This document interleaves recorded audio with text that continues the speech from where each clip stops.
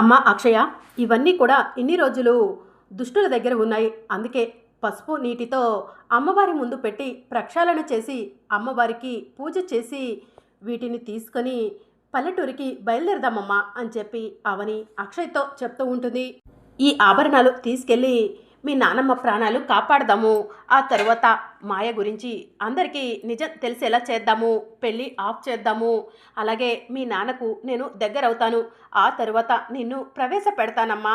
ఇక మనం బయలుదేరదాం అని అవని అక్షయ్కు చెప్తూ ఉంటుంది. ఇక అమ్మవారి ఆభరణాలను అక్షయ్ చేతికిచ్చి అన్నపూర్ణదేవిని అవని పట్టుకొని పల్లెటూరికి బయలుదేరుతుంది. ఇక మరోవైపు వేదవతిని తీసుకొచ్చి హాల్లో కూర్చోబెడతారు. ఇక నుంచి జరుగుతున్న పెళ్లి పనులన్నీ కూడా నా కళ్ళ ముందే జరగాలి. నన్ను రోగిష్టిదానిలాగా గదిలో బంధించి ఉంచకండి. ఎంతో సంతోషంగా పెళ్లి కోసమని పల్లెటూరికి వచ్చాము. ఆ సంతోషం నాకు కనిపించాలి. ఇది నా అభ్యర్థన అనుకుంటారో ఆజ్ఞ అనుకుంటారో మీ ఇష్టం అని వేదవతి కుటుంబ సభ్యులకి చెప్తూ ఉంటుంది. అమ్మ, కాసేపట్లో డీజే వస్తుంది. డీజే రాగానే అందరూ కూడా సంతోషంగా ఉంటారు. ఉంచేలా చూసే బాధ్యత నాది అని కృష్ణబాబు వేదవతికి చెప్తూ ఉంటాడు. ఇక అప్పుడే ఎండోమెట్రిక్ ఆఫీసర్స్ వేదవతి ఇంటికి వస్తారు. ఏంటండి, ఏదైనా ట్రస్టుకు సంబంధించిన వాళ్ళ ఏంటి మీరు ఇలా వచ్చారు? మా అమ్మకు అసలే ఆరోగ్యం బాలేదు అని కృష్ణబాబు ఎండోమెట్రిక్ ఆఫీసర్స్కి చెప్తూ ఉంటాడు. మేము ట్రస్టుకు సంబంధించిన వాళ్ళం కాదండి, ఎండోమెట్రిక్ శాఖకు సంబంధించిన ఆఫీసర్స్ అని చెప్పి వాళ్ళు చెప్తూ ఉంటారు. ఎండోమెట్రిక్ ఆఫీసర్సా? మీకు ఈ సమయంలో మాతో పనేంటి అని ప్రసాదరావు అడుగుతూ ఉంటాడు. అవని గారు ఇక్కడికి రమ్మని ఫోన్ చేశారండి అని చెప్పి ఎండోమెట్రిక్ ఆఫీసర్స్ చెప్తూ ఉంటారు. అది మిమ్మల్ని ఇక్కడికి రమ్మంటమేంటి అని చెప్పి వేదవతి అడుగుతూ ఉంటుంది. గతంలో అమ్మవారి ఆభరణాలు మిస్ అయ్యాయండి. వాటి కోసం అని చెప్పి స్పెషల్ ఇన్వెస్టిగేషన్ ఆఫీసర్ని ఒకరిని మేమంతా కలిసి నియమించాము. కానీ వాడు డబ్బుకి కక్కుర్తి పడి ఎవరితోనో చేతులు కలిపి అమ్మవారి నగలను సొంతం చేసుకోవాలని చూశాడు. ఆ విషయం అవని గారు మాకు చెప్పి వాడిని మాకు డైరెక్ట్గా పట్టించారు. కొన్ని రోజుల తర్వాత అనుకోకుండా యాక్సిడెంట్లో వాడు చనిపోయాడు. అమ్మవారి నగలను సొంతం చేసుకోవాలని కుట్ర పన్నటం వల్లే వాడు చనిపోయాడని అందరూ అనుకుంటున్నారు అని ఎండోమెట్రిక్ ఆఫీసర్స్ చెప్తూ ఉంటే, దైవంతో పెట్టుకుంటే అంతే అని పెద్దిరాజు అంటూ ఉంటాడు. ఆ ఆభరణాలు వెతికి తీసుకొస్తామని చెప్పి ఆ రోజుల్లోనే అవని గారు మాకు మాట ఇచ్చారు. ఆ విషయం గురించి మాట్లాడటానికే మమ్మల్ని ఇక్కడికి రమ్మన్నారు అని చెప్పి ఎండోమెట్రిక్ ఆఫీసర్స్ వేదవతి కుటుంబ సభ్యులకి చెప్తూ ఉంటారు. మా అవని ఏదైనా అనుకుంటే సాధించి తీరుతుందండి అని చెప్పి పెద్దిరాజు అంటూ ఉంటాడు. అవునండి, అవని సంకల్పించిందంటే అది నెరవేరుతుంది అని చెప్పి ప్రసాదరావు అంటూ ఉంటాడు. అంటే అమ్మవారి ఆభరణాలు దొరికాయన్నమాట. అమ్మవారు ఆభరణాలు దొరికితే ఇక్కడ మా అమ్మ ప్రాణం కూడా అవని నిలబెట్టగలుగుతుంది అని కృష్ణబాబు అంటూ ఉంటాడు. అమ్మవారి ఆభరణాలు దొరికాయో లేదో మాకు కూడా తెలియదండి, కానీ అవని గారు మమ్మల్ని ఇక్కడికి రమ్మని మాత్రమే కాల్ చేశారు. ఇంకా అవని గారు రాలేదన్నమాట అని చెప్పి ఎండోమెట్రిక్ ఆఫీసర్స్ వేదవతి వాళ్ళను అడుగుతూ ఉంటారు. ఇంతసేపు అవని ఈ పెళ్లి ఆపుతుంది అన్న నమ్మకం నాకు లేదు, కానీ ఇప్పుడు ఎందుకో ఆ నమ్మకం వస్తుంది అని చెప్పి నిహారిక మనసులో అనుకుంటూ ఉంటుంది. అమ్మవారి నగలను అవని అక్షయ సొంతం చేసేసుకున్నారా? సొంతం చేసుకోకుండా సామి ఏదో ప్రయత్నం చేస్తా అన్నాడు. సామి చేసిన ప్రయత్నం విఫలమైందా? అసలు ఏం జరుగుతుందో ఏమీ అర్థం కావట్లేదు. బుర్ర పగిలిపోతుంది, పిచ్చెక్కినట్టుంది అని చెప్పి మాయ మనసులో అనుకుంటూ ఉంటుంది. మీరు అవని మాటలు నమ్మి ఇంత దూరం వచ్చారు. ఇదంతా అవని గేమ్లా అనిపిస్తుంది అని చెప్పి మాయా ఎండోమెట్రిక్ ఆఫీసర్స్కి చెప్తూ ఉంటుంది. అవునండి, మీరు పోలీస్ శాఖను నమ్ముకోకుండా అవని మాటను ఎందుకు నమ్ముతున్నారు అని చెప్పి నిహారిక అడుగుతూ ఉంటుంది. అవును, మీరంతా అవని మాటను గుడ్డిగా నమ్ముతున్నారు అని చెప్పి వసంత అంటూ ఉంటుంది. మాకు అవని గారి మాట మీద నమ్మకం ఉంది అని చెప్పి ఎండోమెట్రిక్ ఆఫీసర్స్ అంటూ ఉంటారు. అవని మాట మీద అందరికీ నమ్మకం ఉంది, కానీ ఈ ఇంట్లో వాళ్ళకి ఎలాంటి నమ్మకం ఉండదు అని చెప్పి పెద్దిరాజు అంటూ ఉంటాడు. అమ్మ అక్షయ, ఈ నగలను సకాలంలో అమ్మవారికి సమర్పిస్తే మీ నానమ్మ ప్రాణాలు కాపాడగలుగుతాము అని చెప్పి అవని కారులో డ్రైవ్ చేస్తూ అక్షయ్తో మాట్లాడుకుంటూ పల్లెటూరికి బయలుదేరుతుంది. ఇక అప్పుడే పల్లెటూరి వాళ్ళంతా కూడా అమ్మగారు అమ్మగారు అని చెప్పి పరిగెత్తుకుంటూ వేదవతి ఇంటి దగ్గరకు వస్తారు. వేదవతి వాళ్ళు షాకింగ్గా ఏమైంది, అందరూ కట్టకట్టుకొని ఇలా గట్టి గట్టిగా అరుచుకుంటూ వస్తున్నారు అని చెప్పి అడుగుతూ ఉంటారు. ప్రసాదరావు గారు, అద్భుతం జరిగిందండి. నిన్న వేప చెట్టు నుంచి రక్తం వస్తుందని చెప్పి ఏదో అరిష్టం జరగబోతుందని చెప్పాం కదా, అదే వేప చెట్టు నుంచి పాలు కారుతున్నాయండి, రక్తం మాయమైపోయింది అని చెప్పి పల్లెటూరి ప్రజలు చెప్తూ ఉంటారు.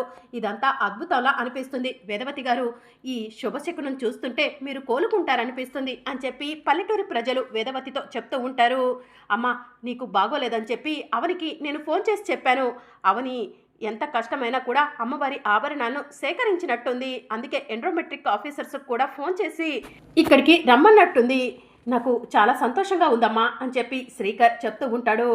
తాళపత్ర గ్రంథాల్లో అమ్మవారి ఆభరణాలకు వేదవతి గారి ప్రాణాలకు ముడిపడి ఉందని సిద్ధేశ్వర స్వామి చెప్పారు కదా, అందుకే అవనమ్మ కష్టతరమైన ఆభరణాలను వెతికి తీసుకొస్తున్నట్టుంది, వేదవతి గారి ప్రాణాలు నిలబడతాయనిపిస్తుంది. వేదవతి గారు ఇక మీరు కంగారు పడకండి అని చెప్పి పల్లెటూరు ప్రజలంతా కలిసి వేదవతికి ధైర్యం చెప్తూ ఉంటారు. నాకు ఎందుకో ఈ పెళ్ళి ఎటువంటి సమస్య లేకుండా జరిగిపోతుందని వేప చెట్టు నుంచి ఆ అమ్మవారు పాలు కారుతున్నట్టు అనిపిస్తుంది అని చెప్పి వసంత అంటూ ఉంటుంది. వసంత గారు నాకు కూడా అలానే అనిపిస్తుంది అని చెప్పి నిహారిక అంటుంది. మీకు పోయే కాలం వచ్చింది అందుకే అలా అనిపిస్తుంది, అవనిని ఎక్కడ పొగడాల్సి వస్తుందో అని చెప్పి ఇవన్నీ కూడా మీకు మీరే సృష్టించుకుంటున్నారు అని చెప్పి పెద్దిరాజు అంటూ ఉంటాడు. ఇక మాయ కోపంగా లోపలికి వెళ్తుంది. సామిని చూడటానికి తన మంత్రశక్తిని ఉపయోగిస్తుంది. సామి రోడ్డు మీద నడుచుకుంటూ వస్తూ మాయకు కనిపిస్తాడు. మాయ నాతో మాట్లాడాలనుకుంటుంది అని సామి తన మంత్రశక్తితో సామి చేతిలోనే మాయ ఫోటోని చూస్తూ ఉంటాడు. చెప్పు మాయ అని చెప్పి సామి అడుగుతూ ఉంటాడు. అవనిని అందరూ కూడా ఆకాశానికి ఎత్తేస్తున్నారు, అందరూ కూడా అవనికి జై జైలు పలుకుతున్నారు, నాకు చాలా భయంగా ఉంది, ఆ అవని వస్తుందేమో ఇక్కడ పెళ్ళి ఆపుతుందేమోనని చాలా కంగారుగా ఉంది సామి, ఏం చేయాలో అర్థం కావట్లేదు అని చెప్పి మాయ సామికి చెప్తూ ఉంటుంది. ఆభరణాల దగ్గర బలవంతులైన రాక్షసుల్ని పెట్టాను, అవని ఆ అమ్మవారి శక్తితో ఆ రాక్షసుల్ని అంతం చేసి ఆభరణాలను దక్కించుకుంది, అడవిలో నుంచి బయటకు వచ్చింది, పల్లెటూరికి ఆభరణాలు తీసుకొని బయలుదేరింది మాయ. అంతేకాదు ఇన్ని రోజులు నా దగ్గర బందీగా ఉన్న మీ అమ్మా నాన్నలు కూడా నా నుంచి తప్పించుకున్నారు, నా మంత్రశక్తిని ఉపయోగించి వాళ్ళకు ప్రమాదం కలిగేలా చేశాను అని చెప్పి సామి చెప్తూ ఉంటాడు. అవనికి కూడా అలానే ఏదో ఒక ప్రమాదం కలిగేలా చేయొచ్చు కదా సామి అని చెప్పి మాయ అడుగుతూ ఉంటుంది.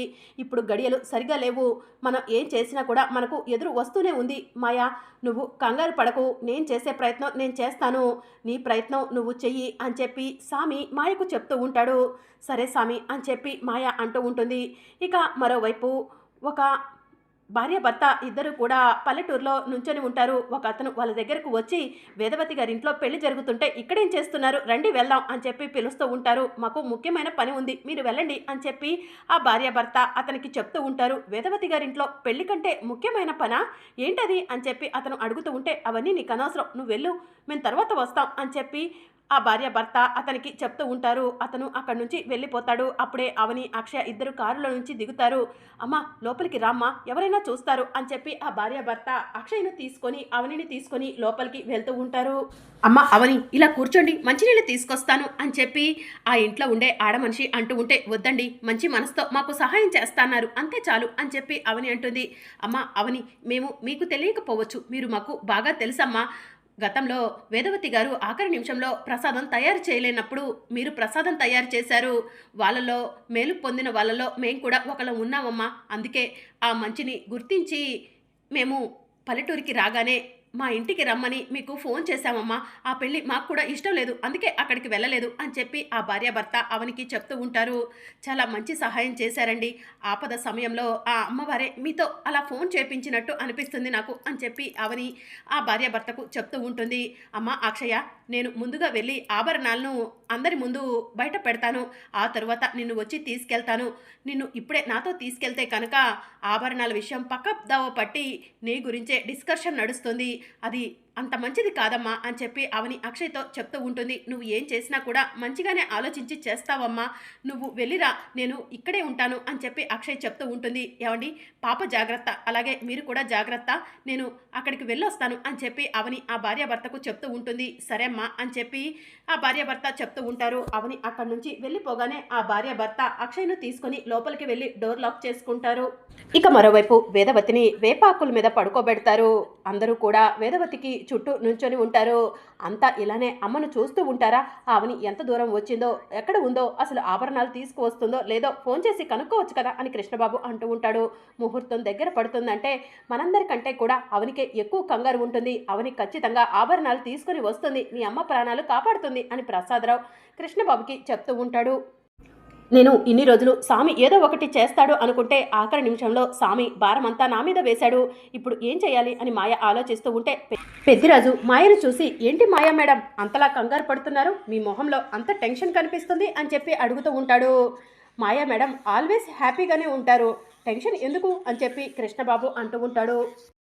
అవును, మీ పేరెంట్స్ ఇప్పటికే వచ్చుండాలి కదా, ఇంకా రాలేదేంటి అని చెప్పి పెద్దిరాజు అడుగుతూ ఉంటాడు. ముహూర్తం సమయం కల్లా వస్తానని ఫోన్లో చెప్తుంటే మనం కూడా విన్నాం కదా అని నిహారిక అంటుంది. కూతురు పెళ్లి కోసం ఎన్నో రోజులుగా ఎదురు చూస్తున్న వాళ్ళు ముహూర్తం సమయానికి రావటం ఏంటమ్మా, తొందరగా రావాలి కదా అని చెప్పి ప్రసాదరావు అంటూ ఉంటాడు. పెళ్లి జరుగుతుందో లేదోనన్న అనుమానంతో రావట్లేదేమో, తొందరగా రమ్మని చెప్పమ్మా. ఆ అవని ఎన్ని ఆధారాలు ఎన్ని తప్పుడు సాక్ష్యాలు తీసుకొచ్చినా కూడా ఈ పెళ్లి జరుగుతుంది అని చెప్పి వేదవతి చెప్తూ ఉంటుంది. మాయా, పెళ్లి కూతురు తల్లిదండ్రులు ఆలస్యంగా రావటం మంచిది కాదు, పెళ్లి జరగకపోని ఆ తర్వాత ఆలోచిద్దాం, ముందైతే మీ పేరెంట్స్ని ఇక్కడికి రమ్మని చెప్పు అని చెప్పి శ్రీకర్ చెప్తూ ఉంటాడు. ఈ సమయంలో మీ అందరికీ బ్యాడ్ న్యూస్ చెప్పడం ఎందుకని చెప్పి ఇంతసేపు ఈ విషయాన్ని నాలోనే దాచుకున్నాను అని చెప్పి మాయ అంటూ ఉంటుంది. బ్యాడ్ న్యూసా, ఏంటది, కొంపదీసి మీ అమ్మా నాన్నలు ఆ శివయ్య దగ్గరకు వెళ్ళిపోయారా ఏంటి అని కృష్ణబాబు అంటూ ఉంటాడు. అంత ఘోరమైతే జరగలేదు, కాకపోతే అంత ప్రమాదం జరిగింది అని చెప్పి మాయ అంటుంది. ప్రమాదం జరిగిందా, ఏంటది అని ప్రసాదరావు అడుగుతూ ఉంటాడు. ఫ్లైట్ దిగి ముంబై నుంచి ఎయిర్పోర్ట్కి వస్తుంటే అనుకోకుండా యాక్సిడెంట్ జరిగిందంట, ట్రీట్మెంట్ తీసుకుంటున్నారు, ట్రీట్మెంట్ పూర్తి చేసుకొని కాసేపట్లో మండపం దగ్గరికి వచ్చేస్తా అన్నారు అని చెప్పి మాయ చెప్తూ ఉంటుంది. అయితే మీరు ఈ పాటికే అక్కడ ఉండాలి కదా మాయా మేడం అని చెప్పి పెద్దిరాజు అంటూ ఉంటాడు. పెళ్లి కూతురుగా ఉండి పొలిమేర దాటకూడదని చెప్పారు, అందుకే ఇక్కడే ఉండిపోయాను అని చెప్పి మాయ అందరికీ చెప్తూ ఉంటుంది. ఇక అప్పుడే అవని కారు వచ్చి వేదవతి ఇంటి ముందు ఆగుతుంది. పల్లెటూరి ప్రజలంతా కూడా అవని దగ్గరకు పరిగెత్తుకుంటూ వెళ్ళి, అమ్మ అవని, నీకోసమే అందరూ ఎదురు చూస్తున్నారమ్మా అని చెప్పి అంటూ ఉంటారు. వేప చెట్టు నుంచి రక్తం కారటం పోయి పాలు కారుతున్నాయమ్మా, ఇది నువ్వు రావటం వల్లే జరుగుతుందమ్మా అని చెప్పి పల్లెటూరి ప్రజలు అవనిని అంటూ ఉంటారు. శ్రీకర్ బాబుకి మాయతో పెళ్లి జరగటం మాకు ఇష్టం లేదమ్మా, శ్రీకర్ బాబు నీకే సొంతం అవ్వాలమ్మా అని పల్లెటూరి ప్రజలు అంటూ ఉంటే, నేను వచ్చాను కదా అంతా నేను చూసుకుంటాను అని చెప్పి అవని అంటుంది. ఇక అవని పల్లెటూరి ప్రజలు అందరూ కలిసి ఇంట్లోకి వెళ్తూ ఉండగా పెద్దిరాజు అవనిని చూసి, అదిగో అవని వచ్చేసింది అని చెప్పి చెప్తూ ఉంటాడు. ఇక అవని లోపలికి వెళ్ళి కింద పడుకొని ఉన్న వేదవతిని చూస్తూ ఉంటుంది. అమ్మ అవని, చూసావా మీ అత్తయ్య ఆరోగ్యం ఎంతలా చేజారిపోయిందో చూడమ్మా అని ప్రసాదరావు అవనికి చెప్తూ ఉంటాడు. ఇక్కడ జరిగిందంతా కూడా శ్రీకర్ నీకు ఫోన్లో చెప్పాడంట కదమ్మా అని చెప్పి ప్రసాదరావు అవనితో చెప్తూ ఉంటే, అవని వేదవతి దగ్గరకు వెళ్ళి కూర్చొని, నీకు ఏం కాదత్తా అని చెప్పి ధైర్యం చెప్తూ ఉంటుంది. ఏమ్మా అవని, నువ్వు ఏదో పొడుస్తావు చించుతావు అని చెప్పి అందరూ కూడా తెగ నీ గురించి గొప్పలు చెప్పుకుంటున్నారు, నువ్వు మాత్రం ఉత్తి చేతులతో వచ్చావు అని చెప్పి వసంత అవనిని అంటూ ఉంటుంది. అవని, అమ్మవారి ఆభరణాలు తీసుకొచ్చి అమ్మ ప్రాణాలు కాపాడుతా అన్నావు, ఆభరణాలు దొరికాయా, తీసుకొచ్చావా అని శ్రీకర్ అడుగుతూ ఉంటాడు. చెప్పండి మేడం, మేము కూడా వాటి కోసమే ఎదురు చూస్తున్నాము అని చెప్పి ఎండ్రోమెట్రిక్ ఆఫీసర్స్ అడుగుతూ ఉంటారు. గత కొంతకాలంగా ఆభరణాలు కనిపించట్లేదు, ఆ విషయం భక్తులకు తెలిస్తే ఎక్కడ గొడవ చేస్తారోనని ఇన్ని రోజులు భక్తులకు తెలియకుండా మేనేజ్ చేశాము, కానీ ఈ విషయం భక్తులకు కూడా తెలిసిపోయింది, ఆభరణాలు దొరికాయో లేదో చెప్పండి మేడం అని చెప్పి ఎండ్రోమెట్రిక్ ఆఫీసర్స్ అవనిని అడుగుతూ ఉంటారు. అమ్మ అవని, ఇకనైనా నీ గొప్పతనం అందరికీ తెలియాలి, చెప్పమ్మా అని చెప్పి పెద్దిరాజు అంటూ ఉంటాడు. ఆభరణాలు వెతకడం కోసం వెళ్ళినప్పుడు నా ఉద్దేశం వేరు, అత్త ప్రాణాలు ఆ ఆభరణాలతోనే ముడిపడి ఉన్నాయని తెలిసినప్పుడు నా ప్రాణం పోయినా సరే ఆభరణాలు వెతికి పట్టుకోవాలనుకున్నాను, అనుకున్నది సాధించాను అని చెప్పి అవని చెప్తూ ఉంటే కుటుంబ సభ్యులంతా కూడా సంతోషపడుతూ ఉంటారు. మరి అప్కమింగ్ ఎపిసోడ్లో ఏం జరగనుందో తెలుసుకోవాలనుకుంటున్నారా? అయితే ఛానల్ను సబ్స్క్రైబ్ చేసుకొని సపోర్ట్ చేయడం మర్చిపోకండి. Thank you for watching.